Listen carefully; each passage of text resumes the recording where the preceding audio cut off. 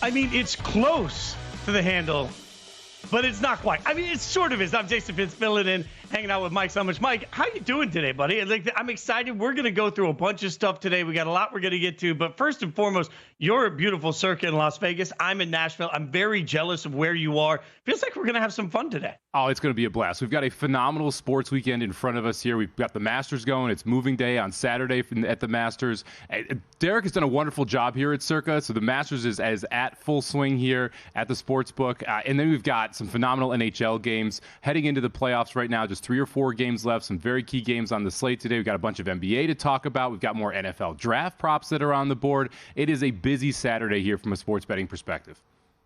Can I just start us with a bit of a hot take that has nothing to do with sports betting, but I just feel like for our friendship, I gotta let you know this, brother. Let's go. The Masters is wildly overrated. Look, I love the chance to make money on the Masters. Like, that's one conversation. But this phenomenon of everyone sitting around, like I keep saying, are we really golf fans or are we Tiger Woods fans? Like, I'll pull my music background here. Like, you could be a Chris Stapleton fan, doesn't necessarily mean you're a country music fan. So I feel like there's a lot of Tiger fans that, are sitting here watching the golf. I don't know. And then Tiger's a shell of himself. I feel like I'm watching Fat Axl Rose putting a lot of himself in leather pants, like it's past his prime. Like, I don't know. I'm just saying, at least hear me on the fact that maybe the Masters is blown up a little bit by everybody. Well, I'm glad my over 1.5 music reference cashed in the first minute and a half of the show. So excited about that. Thanks for being on brand there, Jason.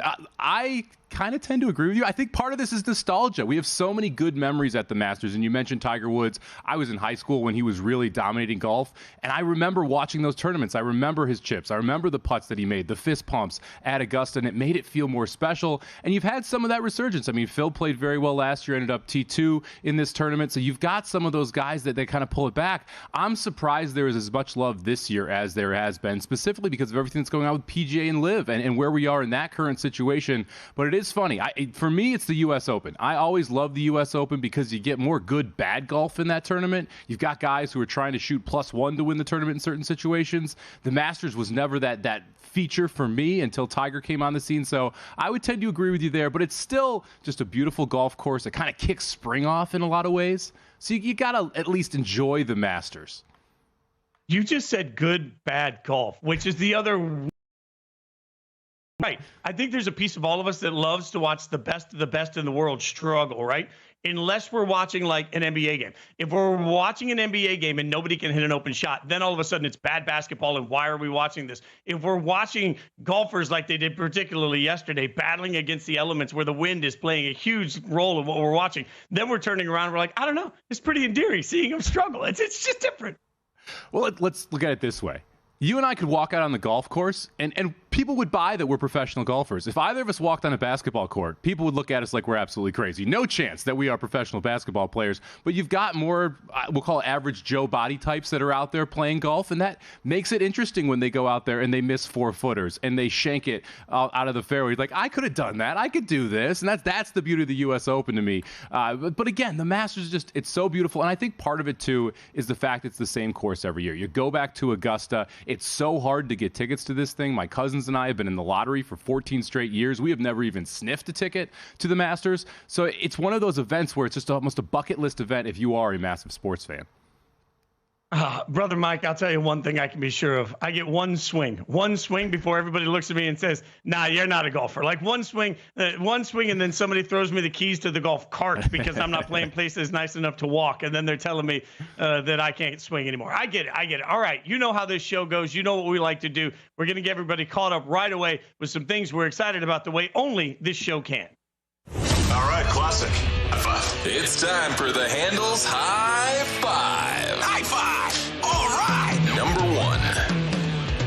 All right, the 5 things we're most excited about betting on. I got a sneaking suspicion, Mike. I know what you're going with number 1. What do you got? Oh, it's the Masters. I mean, come on. You're talking, you're kind of throwing some shade at it, but it's still a lot of fun to bet, a lot of fun to watch. And there's no sweat like a golf sweat. It's just wild to kind of go through the ebbs and flows of some of these rounds. And you mentioned the wind. That has been a huge factor, specifically late in the day on both Thursday and Friday. It's going to rear its head again. This course is drying up. We haven't had any rain the last couple of days, so you're going to have firmer greens. It's going to be harder to land the ball close to the hole. we got a shot at some bad golf here. That's what I'm looking for, Jason. We got a shot at some bad golf, which also could make it interesting. We do have 3 players currently tied at the top with Homa, Scheffler, and DeChambeau all sitting at 6 under right now. Scotty Scheffler, your favorite, at plus 120. I don't want any part of plus 120 in a golf event, so you got to try and look a little further down the board. And I'm going to be honest with you here. I don't have many sweats that are live from the start of the event. We'll get to that in the next segment. So I'm itching to get something on the card here. Yeah, what's interesting to me is everything you just said about the elements and how it really affects the fact that whatever you think day 1 when you start isn't what you think by day 3. And more than any other event that you bet, I think you have to be willing to be fluid when you're looking at golf. You just got to be looking at who's hot. You got to look at how the course is laying itself out, and you got to look at those elements and the way they're going to play. I'm with you that I'm not sure plus 120 feels like enough value for the amount of chaos that we're about to get through the course of this, but value can be found if you're willing to just put a little aside and just bet on somebody that feels like maybe they're getting hot. All right, that's number 1. Let's take a look at what's next on the list. Number 2.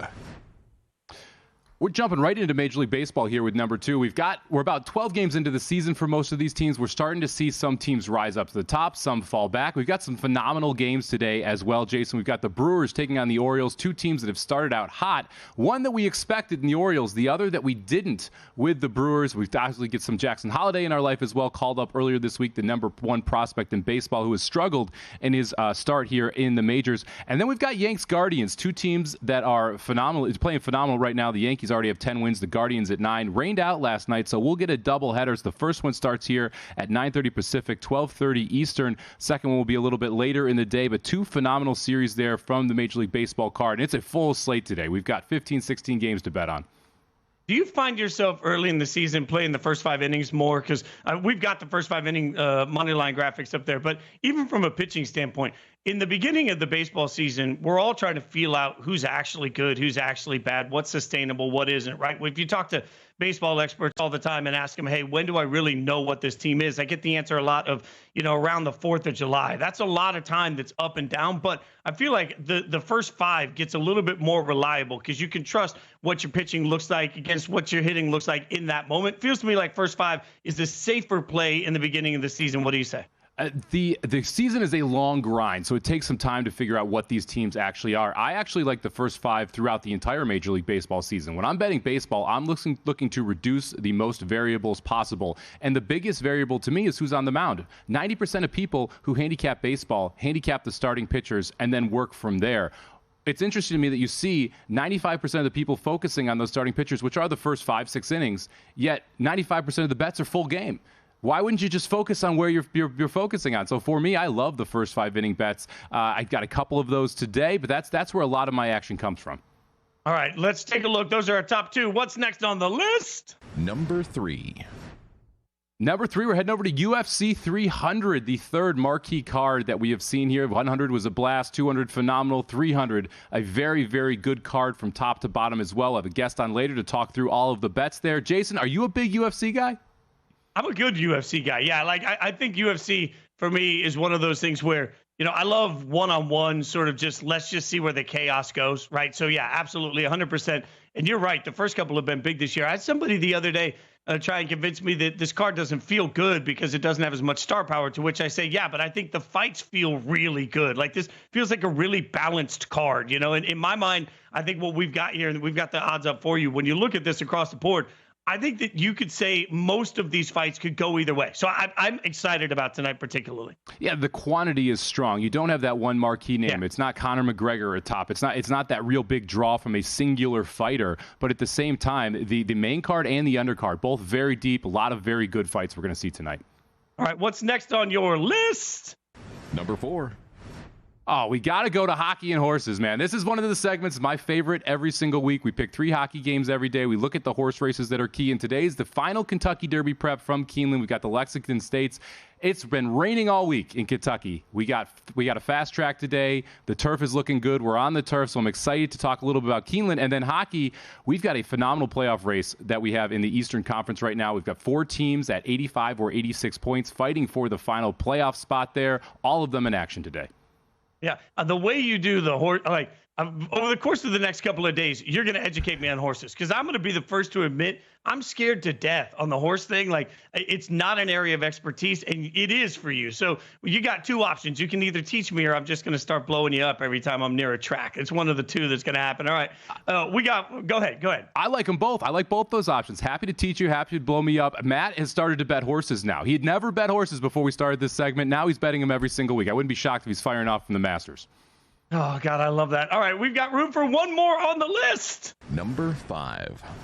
We got draft props galore now. I love it. We've got Mock Draft 4.0 out over at ESPN. We have NFL update their mock draft. We've got all these different options, and now we've got player props to go with it, overs and unders, different route props as well. We're looking at some of the wide receivers today. We're going to talk a little bit about the 4th and 5th quarterbacks and Penix Jr. and Bo Nix, what's going to happen at the top of the draft, what we expect from a trade perspective. It's all the draft props. We're only 3 weeks out, Jason. I'm shocked how fast this has snuck up on us. Yeah, and I'm shocked at some of the movement we've seen. We'll cover it over the course of the season, the show today. But man, I know it's Lion season, and we all talk about that with the NFL draft. But the actual impact that it's starting to have on the way everybody's perceiving certain players is absolutely insane to me. We will keep breaking that down. That's just a little small piece of what we've got. It's a stacked weekend, obviously, across the sportsbook, even with everything I had to say about the Masters. We're going to break down everything you need to know about the Masters, how it's looking so far, what the leaderboard looks like, and obviously, of course, what it looks like for all of us going into the weekend. Try and find some smart plays. We're going to do that for you as we continue rolling on everything you need to know here on VSiN.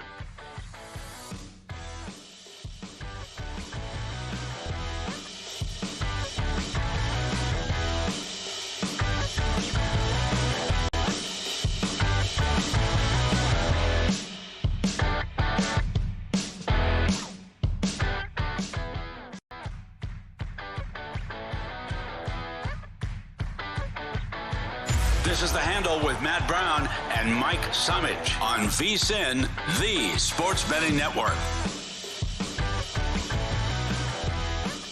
If you haven't already checked out the new and improved VSiN.com, what are you waiting for? We have enhanced tools such as our betting splits and expert picks, and introduced innovative features like parlay and odds calculators, all designed to make you a sharper bettor. Check out the new VSiN.com today. That's VSIN.com today. All right, I'm Jason Fitz, filling in here, getting to hang out with Mike Summage. So, Mike, let's talk Masters. We started off by talking Masters in a certain kind of way. I'll be the first to admit it. But there's one thing I do love, whether you love golf or don't love golf. I love making money, right? So the goal on this is trying to figure out the best way. I don't want to gloss over where we started with this Masters conversation, though. The elements are real, and they become a true equalizer. So everything we thought we knew, even Wednesday, you sort of have to start rethinking that by the time you get to today, don't you? You do. And we saw on Wednesday, we had concerns about whether or not we were going to get a full round in on Thursday, what the weather was going to like. Was the rain going to come at some point? And what we have seen is that it did push back the start on Thursday, and it created a lot of players having to play in higher winds later in Thursday afternoon. And then Friday afternoon, the winds were howling again. We've seen these greens start to really firm up over the last 2 days due to that wind just blowing across those greens. And when you talk to the golfers, because of how this course plays, because of the undulations in the fairways, because of the tighter fairways that are surrounded by trees, you have some areas where you're seeing gusts in the 20, 30 mile per hour wind range, and that is really causing havoc when you're looking at a course where you have to be very tactical. You have to be able to put the ball where you want to be able to put it if you want to have a shot to make approach shots. And the other key with the Masters is knowing where to miss. Well, when there's 20 or 30 mile per hour gusts out there, it's a lot harder to miss in the right places because the wind can take the ball from you quite a bit. And it also sets up an interesting scenario today. We've seen these winds pick up later in the day and scores rise later in the day on both Thursday and Friday. Well, guess what? The leaders are teeing off last. They're going to have the toughest conditions to play here. It makes it hard to get behind one of the three guys who are currently sitting at 6 under when you're looking at plus 120, plus 450, plus 500. It feels like someone who is sitting anywhere between that 1 to 4 under range is going to make some type of move here on moving day, Saturday, and get up there with those guys that are going to be playing in tougher conditions, Jason.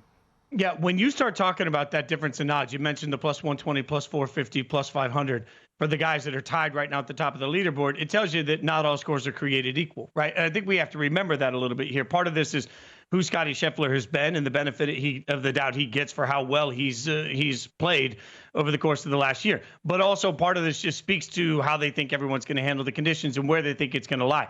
I think I'm a little surprised that Bryson is at plus 450 compared to Scottie at plus 120. That feels like a pretty substantial difference. So all things being equal right now, I understand that. Then there's a large drop off from there. So, and by the way, we haven't even said the two words that you're required to say in all things anytime you talk about golf. Tiger Woods, not even on this list here as we look at the odds. I don't think anyone's sitting there saying, hey, Tiger's going to turn around and win this thing.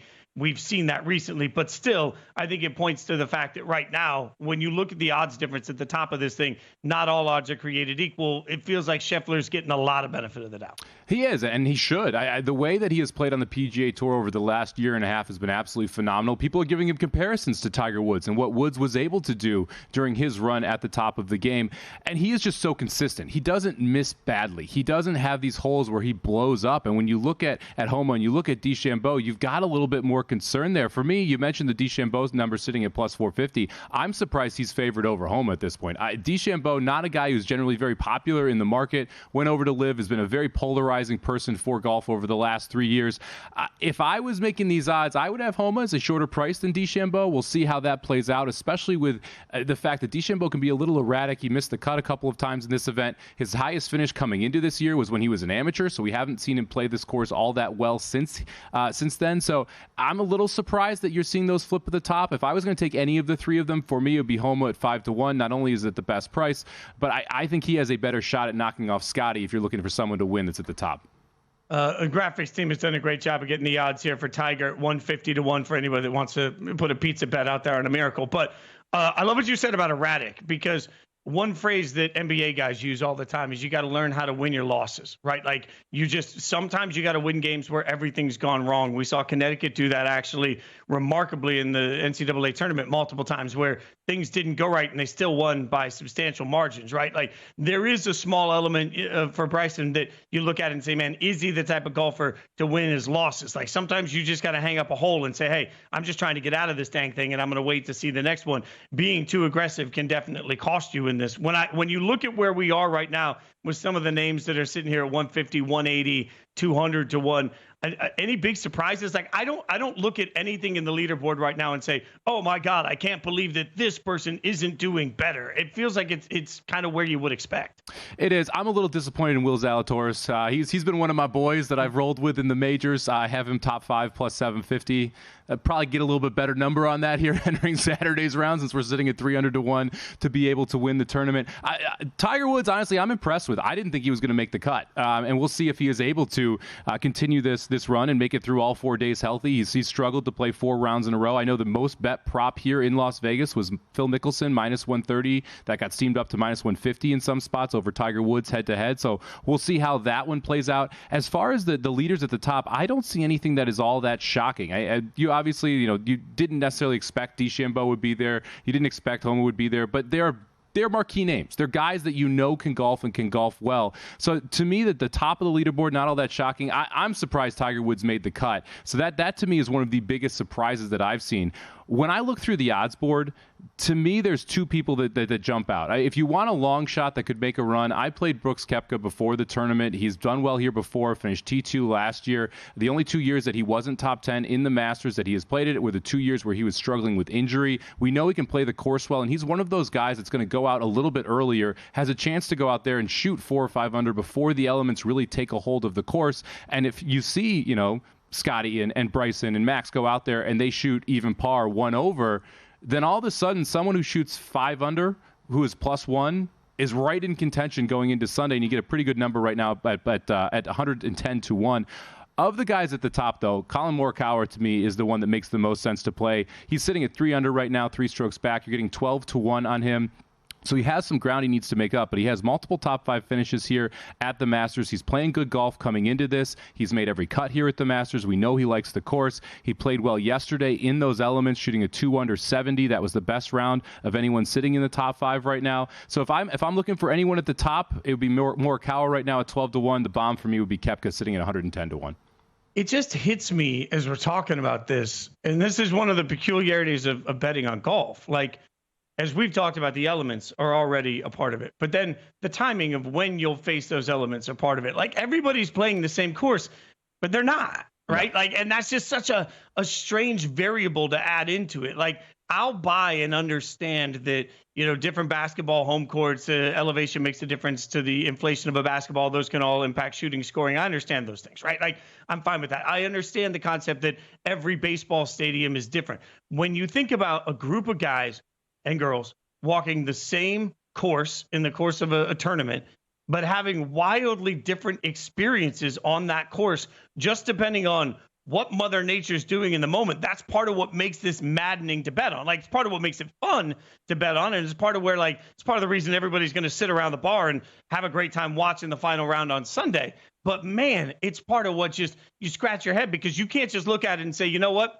Scottie Scheffler's the best golfer in the world right now. He is going to become the next Tiger Woods. I will bank on him. Unless, like, the golf gods decide that there's going to be some sort of weird rain going on right then, and all of a sudden his shots are impacted more than Bryson's shots are impacted, and all of a sudden it looks wildly different. Like, I understand that we all know this, but it's the Masters is a reminder of what's frustrating about betting on golf. Yeah, if you walk into any gym across America, the basket's going to be at 10 feet. The three-point lines will be the same, unless, of course, it's the women's NCAA tournament and you're playing an Elite Eight game. But in golf, you have a par 3 that will play 160 yards in the morning and 200 yards in the afternoon. That's how drastically different these courses can play when you're looking at 20, 30 mile per hour gusts. Shots that you could make in the morning are unmakeable in the afternoon.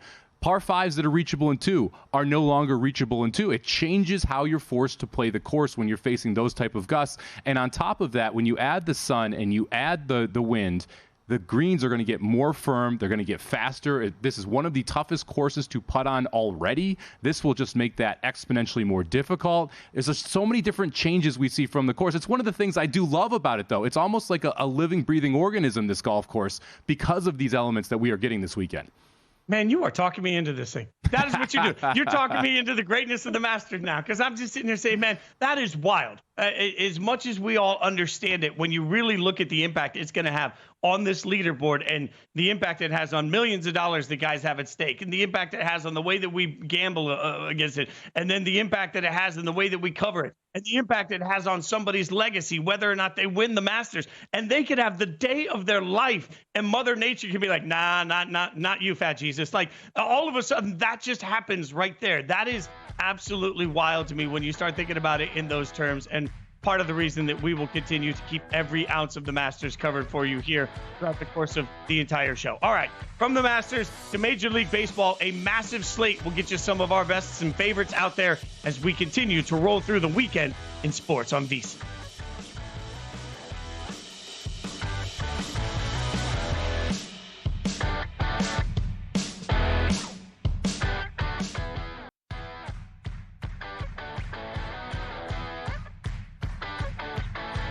This is The Handle with Matt Brown and Mike Summage on VSiN, the Sports Betting Network.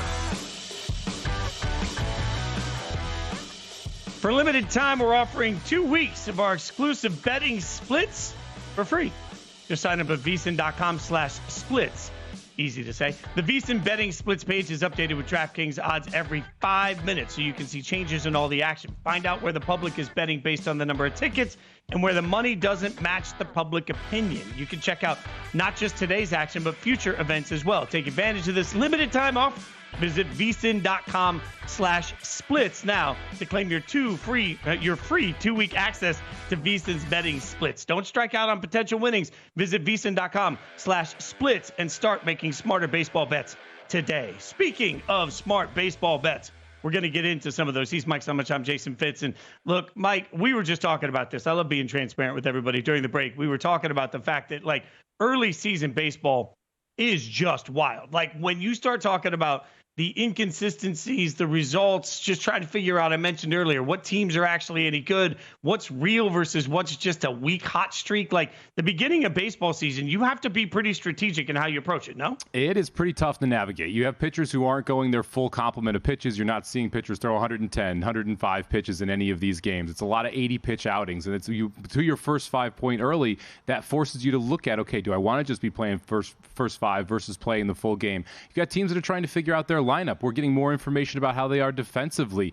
It's a lot of younger pitchers who are playing their first full season in the majors after having good partial seasons last year. How are they going to adjust to this full schedule now? And then you've got the variance just from the weather. There's some cities it's awful to hit in. You've got rain delays. You've got rainouts. You've got different wind conditions that you got to pay attention to. For me, Major League Baseball betting becomes a serious thing, I would say starting mid-May, maybe early June, when I'm going to start to up my unit size. So I'm a big believer in tracking your bets and adjusting your unit size based on when you perform well on those bets. And if you have multi-years of back data, you can understand, look, the first month in baseball, it is a little bit of a crapshoot. A lot of the bets you are making are on teams that you were high on heading into the regular season.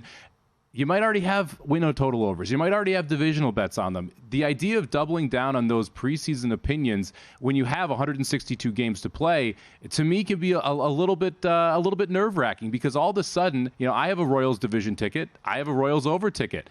Do I really want to be betting the Royals every day, even though I think they're mispriced by 5 cents? No, because I've got that long-term exposure to them already, and I don't fully know what to expect from this pitching staff, which started out very hot, and from an offense which was shaky early but came on a little bit later in this early season. So you got to be able to understand when you get the most information and when you start to feel confident about really betting baseball. So my unit size will go up 5x toward the middle of the season, and the games that I play will go up 2 to 3x toward the middle of the season, because you have more of that data out there. You've got more of the advanced analytics over 7, 8, 9 starts from these starters, not 1 or 2 starts, which you're going to see high variance in from game to game. So it's all about understanding when is the right time to be able to start ratcheting up those unit bets. And if you want to play things like futures, right now can be a great time. If you have a team that started out slow that you really like, let's say you like the Astros to win the West, you're getting a heck of a lot better number now than you were preseason.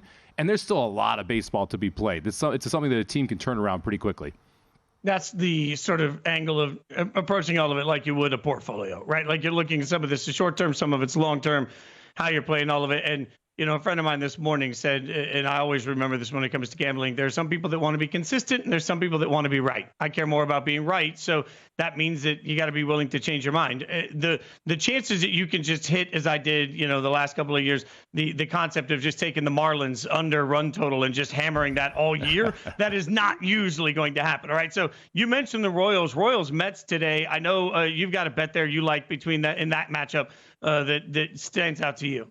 I do. Yeah. I love playing these first 5 bets. If I'm looking at unders at all, give me the unders in the first 5. I'm never going to play. I shouldn't say never. Very rarely. We're talking like 1-2% of the time I will play an under for a full game. But when I'm handicapping unders, I'm handicapping the starting pitchers and the starting lineups. I don't want to deal with bullpens. If someone gets shelled early, game's probably going over anyway. So I'd rather look at those first 5 unders. And this is a game that stands out to me as a good first 5 under. It's a Kansas City offense that we have seen we'll say be inconsistent to start out the year. Right now, they're just 1-3 on the road. They're taking on the Mets in New York today. And on the Mets side, it's an offense that has really struggled. They're not a team that has been able to explode with runs. Total for the game sitting at 8.5 with the under juice down to -118. I'm going to go to the first 5. Give me under 4.5 runs in the first 5 here. Right now, that's 110 over at DraftKings.com. You've got 2 pitchers on the mound in Marsh and Mania, who both can handle their business. Marsh has a little bit higher ERA. Mania is one of those guys that we've been excited to see come back, see how he pitches with the Mets this year. I don't expect either of them to go deep into the game. It's one of the main reasons I want first 5 under here versus taking that full game under. But I do like the Royals and the Mets to keep it low scoring today. Yeah, I think you were very kind right there in the way you talked about both of those offenses, because especially the Mets offense, just hot garbage. Like you say struggled. I say hot, steaming bag of garbage on that offense. So I love that one a lot. Let's take a look at another bet you've got out there. You're hot on the Reds today. What do you like there? I am. Let's not say I'm hot on the Reds. Let's say everyone should be low on the White Sox. They started out 2-11.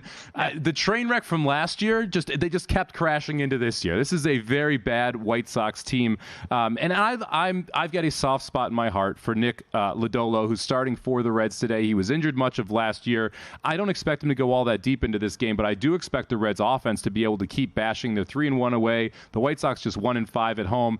I was surprised we were able to get all the way up to plus 130 here to lay the 1.5 with the Reds, and I'm happy to do so. I kind of like the over here on the total as well. The 7.5 I felt was a little bit low, but we're just going to take the Reds minus the 1.5. Also, don't hate the idea of Reds minus 110 first 5. That feels like a surprising money line, considering the Reds are the favorite, yet the White Sox are the favorite in the first 5.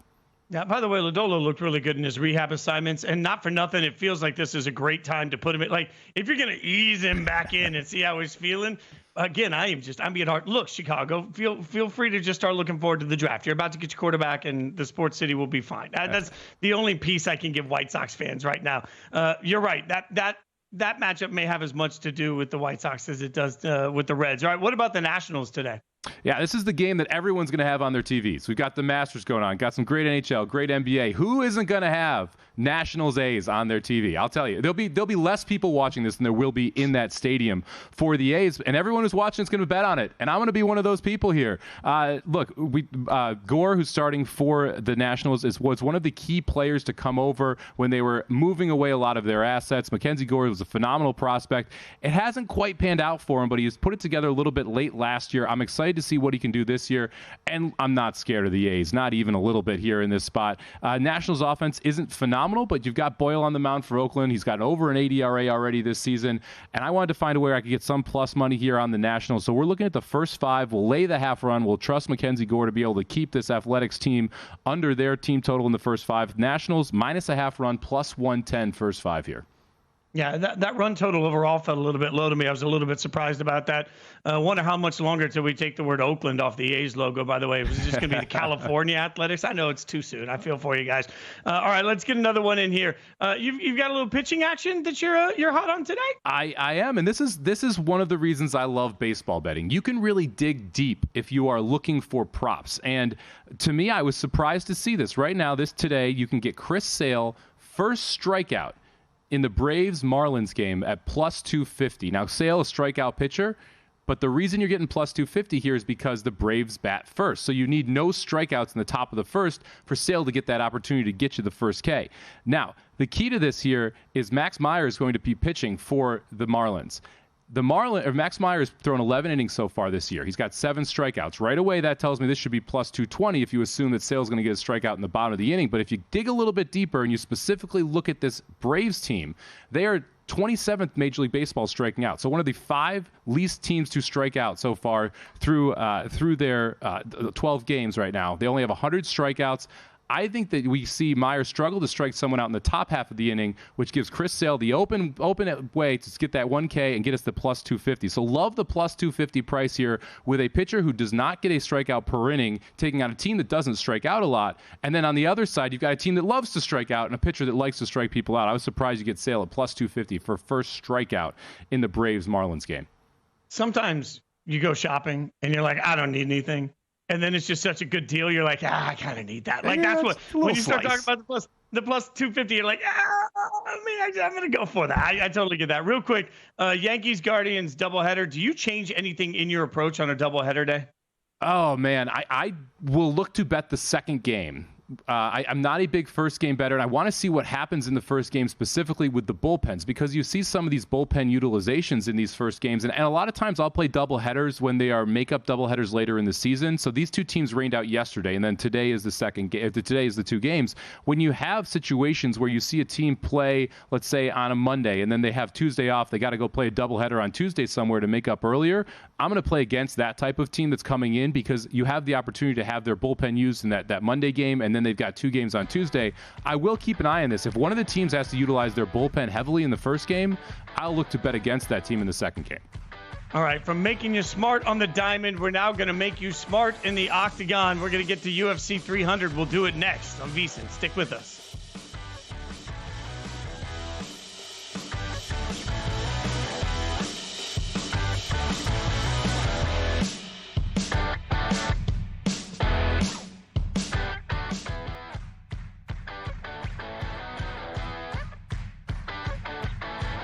This is The Handle with Matt Brown and Mike Summage in the Sports Betting Network. An action-packed fight cards taking over Vegas for UFC 300, and DraftKings Sportsbook, the official sports betting partner of UFC, is giving new customers a shot to turn $5 into $150 instantly in bonus bets with any UFC 300 bet. Download the app. Use promo code VSiN, V-S-I-N, when you sign up. DraftKings Sportsbook, the crown is yours. All right, we'll get back to some UFC later throughout the course of the show, but we get to head over to the Progressive guest line now, where we're hanging out with Jeff Ulrich, DraftKings NHL, PGA, and NFL analyst. Follow him at the Fantasy Grind. Jeff, appreciate your time, man. Thanks for hanging out with us. Let's start with the Masters, because that's where this show has started much of the day. We've been talking about the elements. So far, what you've seen, what stands out to you in the Masters so far? I know, absolutely. I mean, I think that you've got Augusta National playing as difficult potentially as it ever has. It's longer than it's used to be. You add in, like, you know, they got the greens going faster. They got the winds up. This is just an insanely tough golf course right now, tougher than it probably even was last year when we had trees falling down. So certainly stands out right now. You know, you've got Scheffler, DeChambeau, Homa. It really is kind of a big hitters golf course. Players who can get the ball up, who can, you know, get up and down still. But it's a little bit U.S. Open style right now, which, you know, is either good or bad, depending on your view of that event. But that's just what it is. It's a long, tough golf course. We are seeing a bit more scoring today. So I think when you're looking at props and stuff, you do need to take that into consideration. I certainly have tried to potentially capitalize on the fact we may see a little bit more lower scoring, especially from some of the top players. I'm excited to see how this course plays out from what we see in the morning to what we see in the afternoon. And if those scoring conditions stick around, as we see more sun on these greens, as we see the wind, I'm assuming these greens are going to firm up. It's going to make a tough putting course even more difficult. Let's just jump into some of your bets here. You love a sweet today. Who you got?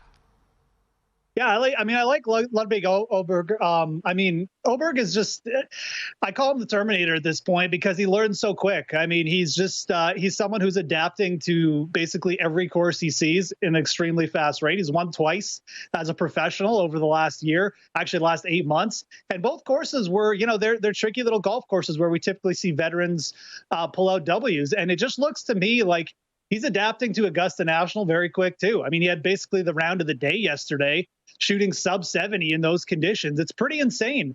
You know, he's down to plus 1,800. He was plus 2,200 on DraftKings last night. I think people probably caught on that he's got a shot here. He's only 4 back. One good round today. He's potentially in the final group. I would not want to be going head to head with a very confident, like, sub 25-year-old in a spot like this tomorrow, regardless if you're Bryson or Scheffler or Homa. I think that there's still a little bit of value there.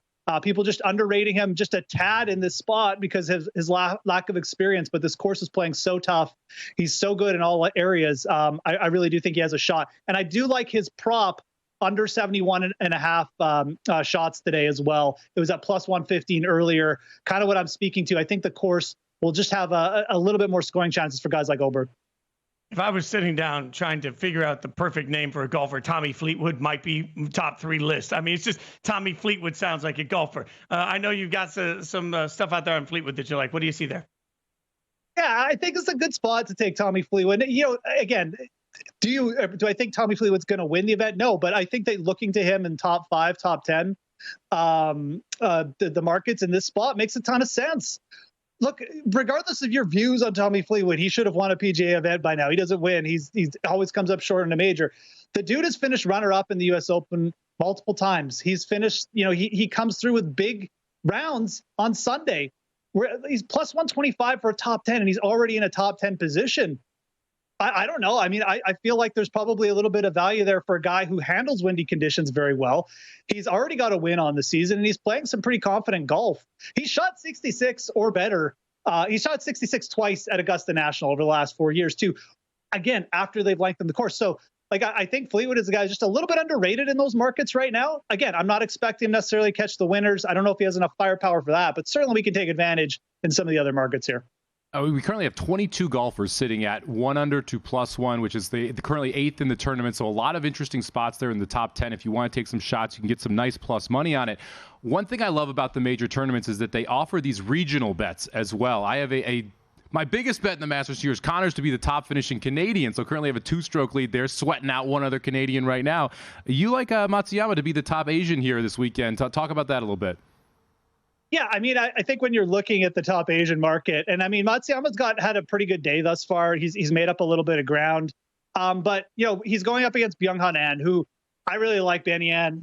I think another player you need to watch as we go through the PGA season, potentially is going to grab that first win. But he's very capable of coming out and shooting 77 on any day.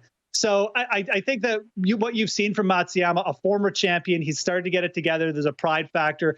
And I think you're going to see that carry into the weekend. There's a reason people liked him going into this event. He's played extremely good tee to green. He can score in tough conditions. But Byung-Hun An right now, a bigger favorite, or at least he was at the start of this round. The line has probably dropped from the start, obviously. But I think it's still worth taking Matsuyama as long as you can get a decent number on him. I really do think you're probably going to see him close that gap before Sunday.